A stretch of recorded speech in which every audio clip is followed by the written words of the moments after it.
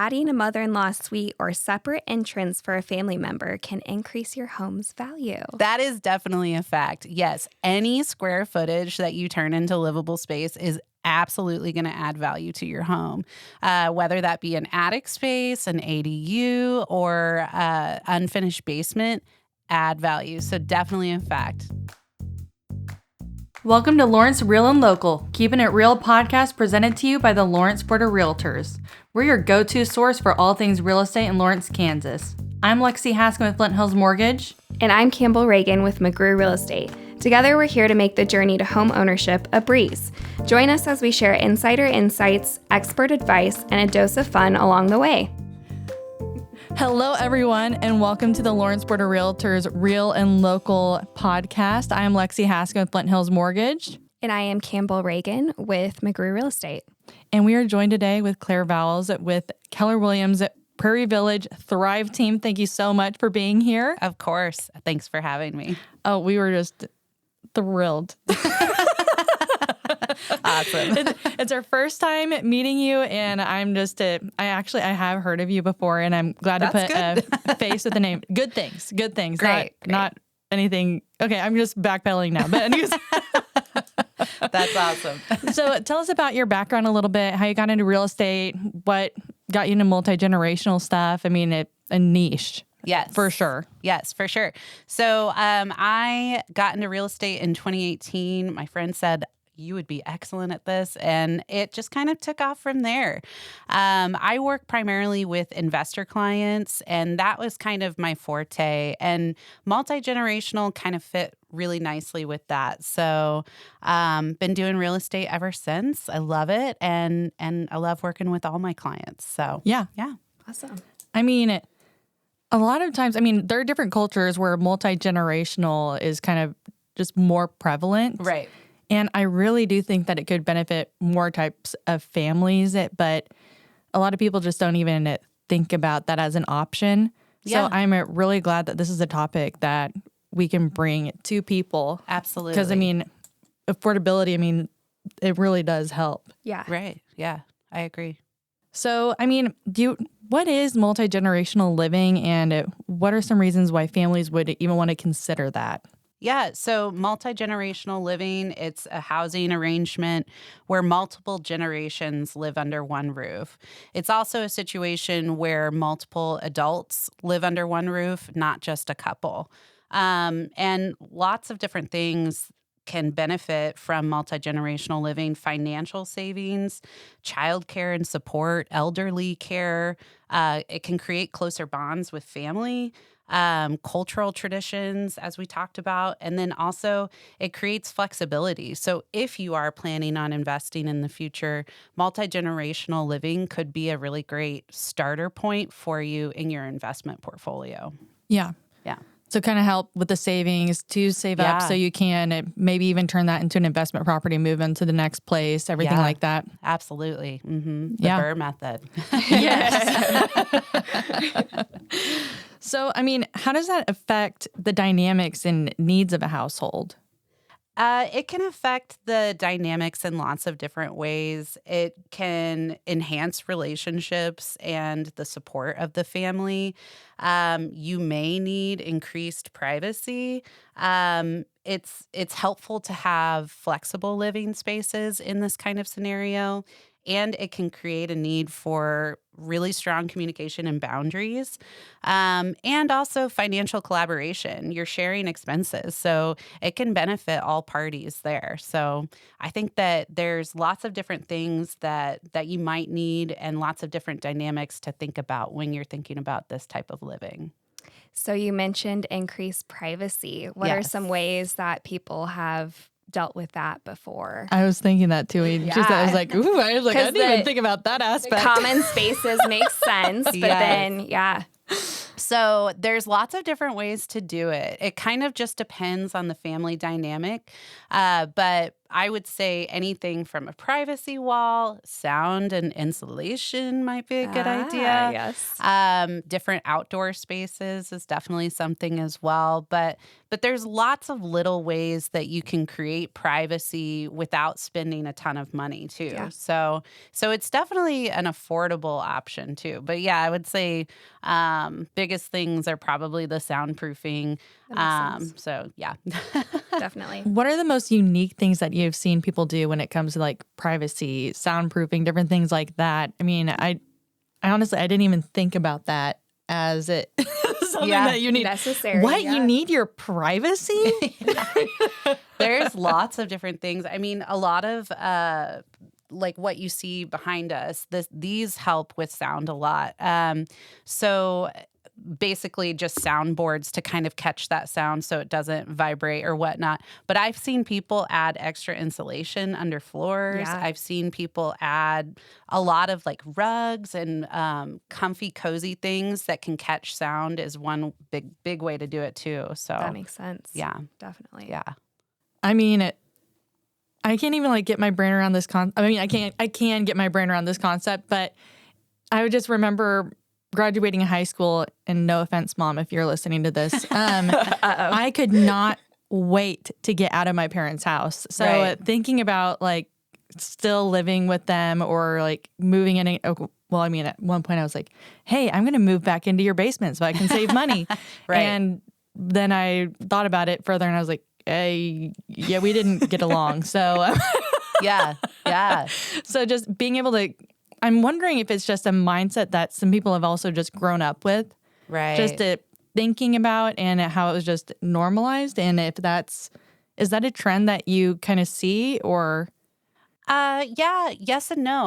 I do think that there's certain traditions, cultural traditions where it's just ingrained in you that mom and dad are going to live with you. But I'm seeing this more as a trend going forward. And again, I think it goes back to that communication and boundaries. Assisted living and senior living has gotten expensive. Very Yeah. expensive. And so it's really important to, if you want mom and dad to live with you, have those talks where, hey, mom, you're going to have your own space sometimes. And just being open with that really helps the situation. And I think that creates a healthy living environment for all parties too. So it is doable. I'm definitely seeing it trending more in 2024 than I have been in the past. So Probably ebb and flows too, Right. as far as like the communication between the parties and Yeah. making sure that everyone's on the same page and Right, yeah. just continued communication throughout. So, absolutely, for sure. And I mean, too, when you are working with these families, I mean, do you look more for places that have options to make a suite or where it can be split off or you know where I'm kind of going? Right. Yeah, absolutely. Yes and no. I've seen traditional homes where, you've got 2 bedrooms upstairs, a bedroom on the main floor, and then no bedrooms downstairs where they have decided to turn the basement into where mom and dad live and the kids and the, husband and wife live upstairs. So it can be done multiple different ways. You could look for a one-level house, a ranch-style home where everybody has their own space. But I feel like we're seeing houses turned into how your house can work for you rather than buying everything already done, if that makes sense. I love that. Yeah. I've also seen a lot of like separate entry areas too. Mm-hmm. So like, for example, if one part of the family is in the basement, it might have a totally different entry space than like the main floor where other people are going to be too. And I think that probably plays into privacy so that you don't hear Absolutely. people coming and going as much. And Yeah. And I think that works really well for families that maybe dad has to go to work in the middle of the night or something like that. Having that separate entrance is so key. But yeah, I mean, I have been seeing in Lawrence that people are adding ADUs, additional dwelling units. Mm-hmm. But I am seeing houses converted to making the space work better for you rather than purchasing a home that has all of that. So it's been an interesting thing. So when people are making it work for them in that sense, do you do renovation loans with that? Do people have it kind of cash set aside? How are they making that happen? That's a good question. I think that talking to a lender about renovation loans is definitely something that could work for you. There is also it's a multi-generational tax credit. Oh.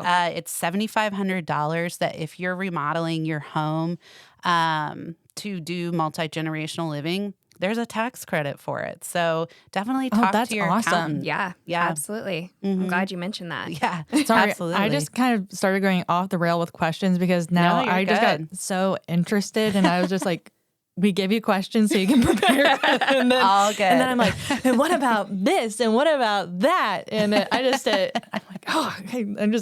Things just keep popping in my brain that I didn't even think about. Right. But hey, at least they aren't like too outlandish out there. You're good. I was like, my hands right in front of the camera. Sorry, Josiah.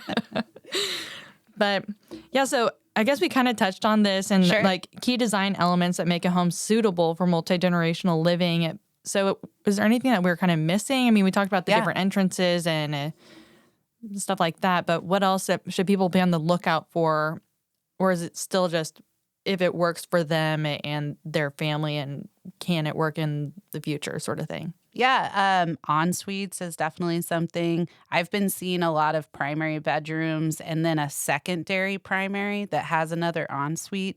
So that's definitely something that can help. Outdoor space, having universal design or flex space is definitely something that's really helpful as well. Accessibility, the extra door, or even just being able to put a possible wheelchair ramp in the future or, the least amount of steps possible. But if your house does have steps, that doesn't mean that you can't do multi-generational living. You'd be pretty surprised. I mean, elevators have gotten pretty Yeah, I was about to say elevators, inexpensive. and then they have like those things that attach to Go the up stairs and that'll down. just kind of like Yeah. carry you up. Yes, absolutely. And so those are options that you should definitely talk to your realtor about. But that's the main thing, in my opinion, is you got to let your realtor know, like, how do you want the home to work for you? And so having those conversations before you go out looking is definitely going to help your realtor find that perfect home for you that's going to work. But yeah, I mean, other things that I've been seeing too are kitchens and kitchenette spaces, which are excellent. But if you can't do it, organization is definitely key. So Yeah, that makes sense. I mean, I feel like even in recent years, like open floor plans have been a big thing. Would that be kind of tough when it comes to privacy and things like that with multi-generational living, or would that still kind of work, having like that open space? Or is that just a silly thought? Just a silly thing. No, I think that's great. I think the more open that it is, the better, because you could put up temporary walls or partitions or things like that. And zoning is really important in multifamily or multi-generational homes. So I think that if you do have an open space or a flex space, that can be used a lot of different ways. And having those different zones is going to serve its purpose for your family best. Yeah.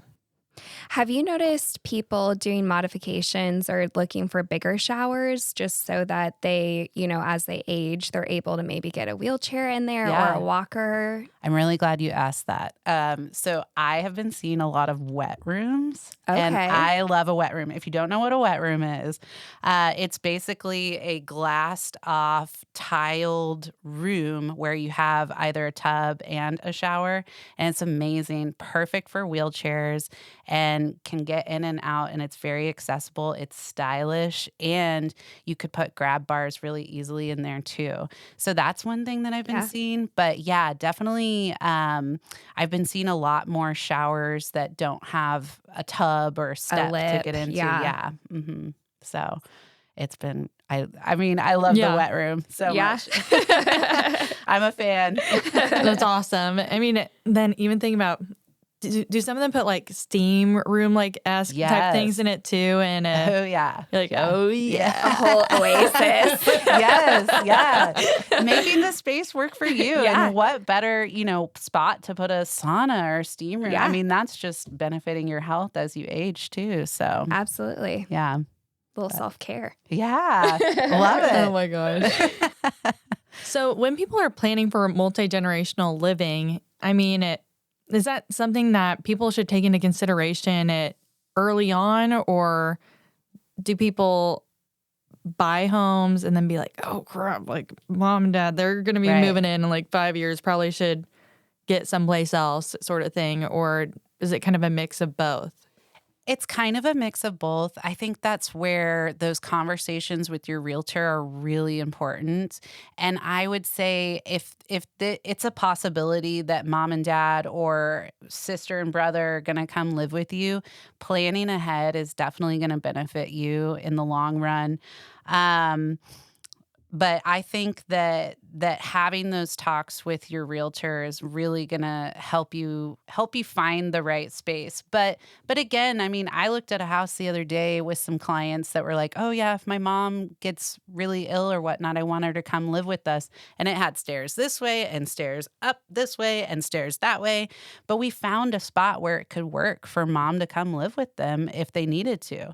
It just takes a thinking cap and putting those ideas to paper, because if you do a bird's eye view of your house, there's square footage everywhere that you can use. Absolutely. And making that you work for you best is I very vital in my opinion. So yeah.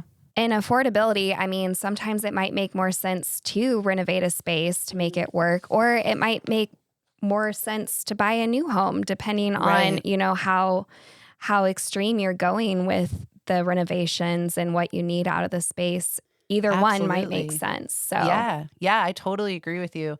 And what I've been seeing too is that it's not an arm and a leg to do these renovations. It's very budget friendly what you can do, and there's lots of different options. And organization is just, that's something that doesn't cost a lot of money, but it can really benefit the family overall.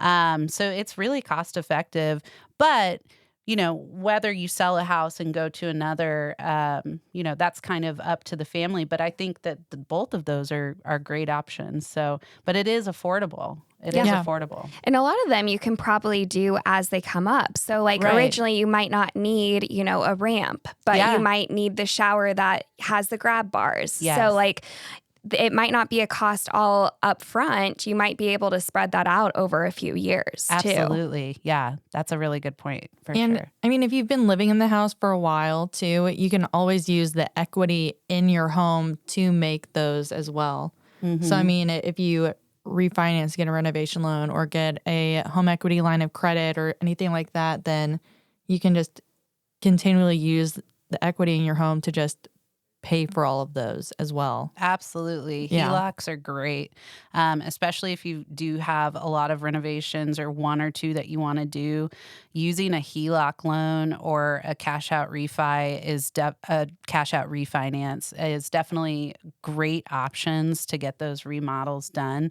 And it is part of that BRRRR method, that investment process. So if it was something that you wanted to do to one house, have that house for a rental and then move to another, that's always an option. So HELOCs are great for multi-generational households for sure. It can really help with those costs as well as that tax credit. It's definitely something to look into. So yeah.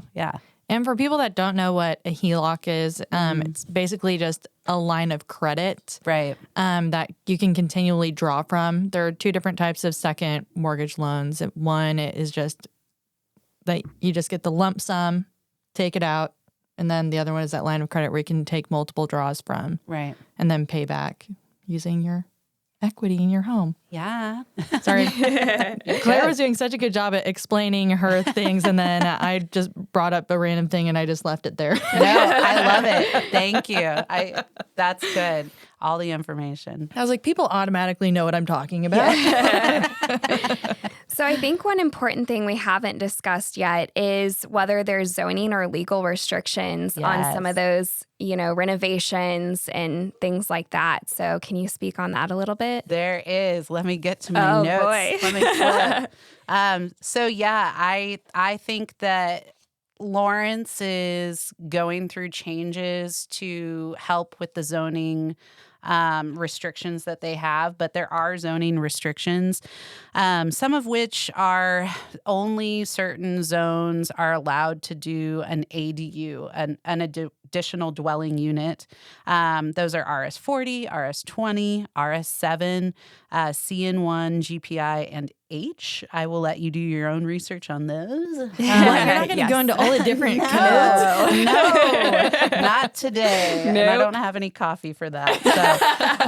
But ADUs, they do have certain restrictions, but as long as the city of Lawrence is seeing that you're creating new housing that preserves the single family house, it can be approved in an RS zone, subject to the city approval. And it basically is to allow efficient use of the city's existing housing stock and infrastructure, and provides a mix of housing types that respond to changing needs in a household. I think one thing to note is that sometimes those do take a little bit longer to go through those processes. So that's something that people need to be aware of. If they need it in 2 months, it might not happen in 2 months to be able to build something like that. Absolutely. Yeah, this is definitely, if you're thinking about adding an additional dwelling unit onto your home, it's definitely a process. It's going to take time. And there's lots of things where you have to think about the square footage of it, how many people are going to be living there, the street frontage possibilities that can happen at that house. It's unfortunate. I sold a house last year. It was 14,000 square feet. It was a big rectangle, and it would have been the perfect spot to do an ADU, but it didn't have any street frontage. So it had a huge backyard with no possibility to do that. So my hope for Lawrence in the future is that with our need for housing is that we can kind of revisit those codes and revisit that as a future possibility, because I think there's a lot of square footage that's not being used. And with our growing need for housing, it's really important. And for affordability. Yeah, we've been discussing. So, yeah. Yeah, I mean, that ADU, if mom and dad, move out, or, sister finds her own place or whatnot, that can become a rental property. Absolutely. And that helps with the mortgage. So I think it's something, if city commissioners are listening, please talk about it again. And more and often. But yeah, and one example where they're doing it really well, I just started watching Renovating Galveston. Mm-hmm. It's an awesome show. It's on the Magnolia Network. And they, in the 1900s, they had a really bad hurricane. And to meet housing needs, they built houses down the alleys. They don't have street frontage, but now in Galveston, they have half streets. Mm-hmm. And it's so awesome because you have the best use of a huge lot. So I think there's opportunities being missed right now. Yeah, because a lot of houses in Texas too have garages and driveways in the back of the house in that alley. Mm-hmm. Yeah. So we'll see, but it's definitely doable. So I don't want anybody to think, oh, I can't do this, but it will take time. And they are getting approved. So takes effort, takes research. For sure. And you have to go about it in the right way. You can't just start building one because then you might have to tear it down. And so you really do need to go through the right pathways. Absolutely. For sure. Yeah. And have you ever ran into problems with the Historical Society in Lawrence too, and going through things like that and working with them? Yeah. So the way the historical environs works in Lawrence is it's not a square. So your property, let's say 123 Main Street is this rectangle.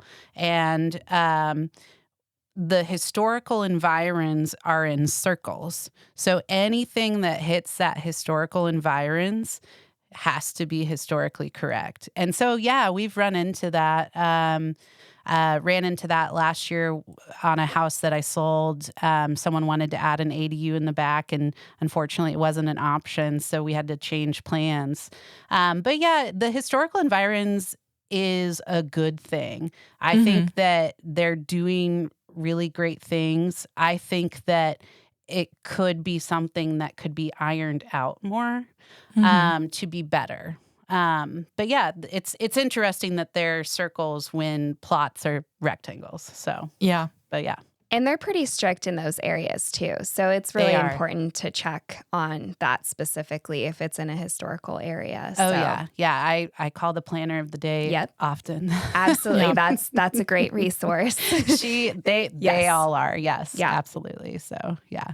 Yeah, I mean, and people don't think about different codes they have to look at, or even covenants and restrictions that could be placed on a plat that limit what you can do, or different historical societies, or different things or like road that. frontage, like you were discussing too. Yeah. I mean, there's just so many parts that go into it, and then having a partner that you're working with that you can actually talk it through. I mean, that's honestly another benefit of working with a realtor. Absolutely. Oh, yeah. Absolutely. It makes realtors that much more important, because I cannot tell you how many times I've had a client where, we wanted to look at a property and they had all these grandiose plans, but after me doing my research, it didn't work for them. And so it wasn't a good buy for their household, for their multi-generational needs. But realtors do a lot of behind the scenes work. And so I think working with a realtor that you know, that you trust, and that's going to get you great resources is definitely something that's going to benefit you in the long run. Yeah. Well, do you want to go into the fact or fiction segment? Yeah, absolutely. Campbell, do you want to take it away? Okay, first one. Adding a mother-in-law suite or separate entrance for a family member can increase your home's value. Fact. Yeah. That is definitely a fact. Yes, any square footage that you turn into livable space is absolutely going to add value to your home, whether that be an attic space, an ADU, or unfinished basement, add value. So definitely a fact. Yes. Sweet. Okay, I'll do the next one. Okay. Multi-generational homes must have completely separate living quarters for each generation. Fiction. Okay. It is fiction. I mean, you don't have to have separate living quarters in order to be a multi-generational home. It just depends on how your family works together. And again, I know I keep saying it, but going back to that communication and those zones and that organization is going to be so helpful in this type of situation. Absolutely. So, yeah. You need a lot of square footage to make multi-generational living work. Fiction. I have sold 1,000 square feet homes where multi-generational families live together. Yeah. I mean, it would be It tight, works. but it can work. It works. They have really great communication, right? They have really great I communication. couldn't do it, but Really great communication, really great boundaries, like all the things. Oh, yeah. Oh, yeah. they're prepared. Yes. Okay, multi-generational living requires significant home modifications like adding additional bathrooms or kitchens. Fiction.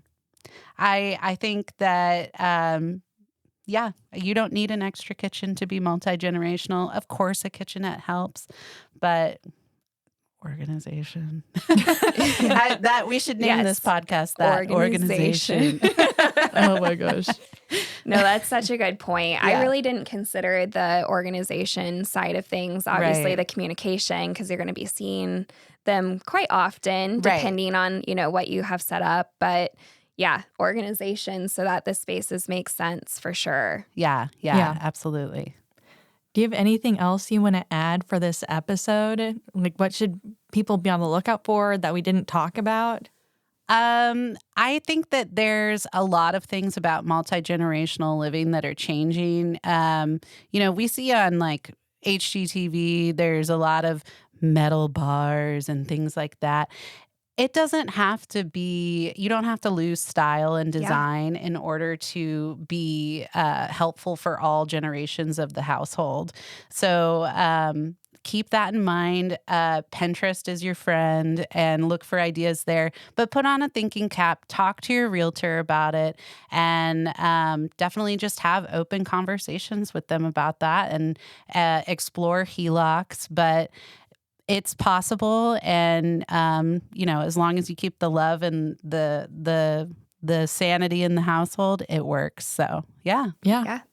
Well, sweet. Thank you so much for joining us Thank today. you. Yeah, of course. Thanks for having me. Thank you to the Lawrence Public Library for letting us use this space. I mean, this is an amazing opportunity for people to just be able to have this resource here. Right. Yeah, it is. But yeah. Thank you. Thank you. Okay, signing off. Thanks for joining us on Lawrence Real and Local, Keeping It Real podcast. We appreciate our guests taking the time to join us. Don't forget to subscribe and leave a review if you've enjoyed today's episode. For more information, please visit us on the web, www.lawrencerealtor.com. And remember, whether you're buying, selling, or simply dreaming of your future home, we're here to help. Until next time, keep it real And happy house hunting!